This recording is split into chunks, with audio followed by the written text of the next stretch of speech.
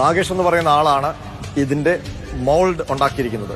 നാഗേഷിന്റെ പക്കൽ ഉള്ള ഒറിജിനൽ എവിടെ? 2019 ഉണ്ണികൃഷ്ണൻ പോറ്റി ഇത് എടുത്തതിന് ശേഷം ഇളക്കിയെടുത്ത ലോഹഭാഗങ്ങൾ ശബരിമലയിൽ നിന്നും ഉണ്ണികൃഷ്ണൻ പോറ്റിയുടെ സുഹൃത്ത് ശ്രീ അനന്ത സുബ്രഹ്മണ്യൻ നേരെ ബാംഗ്ലൂർക്കാണ് കൊണ്ടുപോയത്. ഏതാനും ദിവസം ടിയാന്റെ വീട്ടിൽ വെച്ചു, ബാംഗ്ലൂരിൽ ആരുടെ? അനന്ത സുബ്രഹ്മണ്യത്തിന്റെ വീട്ടിൽ വെച്ചു. അതിനുശേഷം ഉണ്ണികൃഷ്ണൻ പോറ്റി പറഞ്ഞ പ്രകാരം അറ്റകുറ്റപ്പണി നടത്തണമെന്ന പേരിൽ അറ്റകുറ്റപ്പണി നടത്താൻ ദേവസ്വം ബോർഡ് നിർദ്ദേശിച്ചിരിക്കുന്ന സ്മാർട്ട് സ്റ്റേഷൻസിലേക്ക് കൊണ്ടുപോകാനാണ്. പക്ഷേ അത് നേരെ കൊണ്ടുപോയത് ഹൈദരാബാദിലേക്കാണ്. അവിടെ ചെമ്പ്, സ്വർണം എന്നിവയുടെ അറ്റകുറ്റപ്പണികൾ ചെയ്യുന്ന നാഗേഷ് എന്നയാളുടെ സ്ഥാപനത്തിലേക്കാണ്.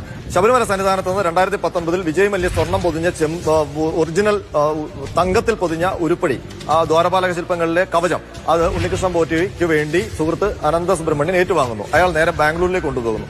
അതിനുശേഷം ബാംഗ്ലൂരിൽ നിന്ന് ഇത് ഹൈദരാബാദിലേക്ക് കൊണ്ടുപോകുന്നു. ഹൈദരാബാദിൽ അവിടെ നാഗേഷ് ഇത് വാങ്ങാനായി കാത്തിരിക്കുകയാണ്.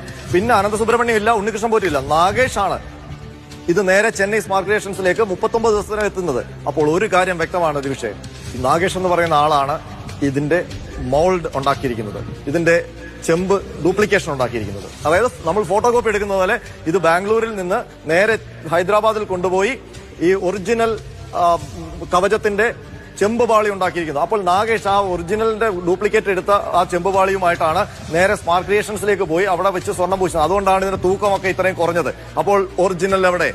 നാഗേഷിന്റെ പക്കൽ ഉള്ള ഒറിജിനൽ എവിടെ? നാഗേഷ് അത് എന്ത് ചെയ്തു? അപ്പോൾ നമ്മൾ സംശയിക്കുന്നിടത്ത് കാര്യങ്ങൾ എത്തുന്നു.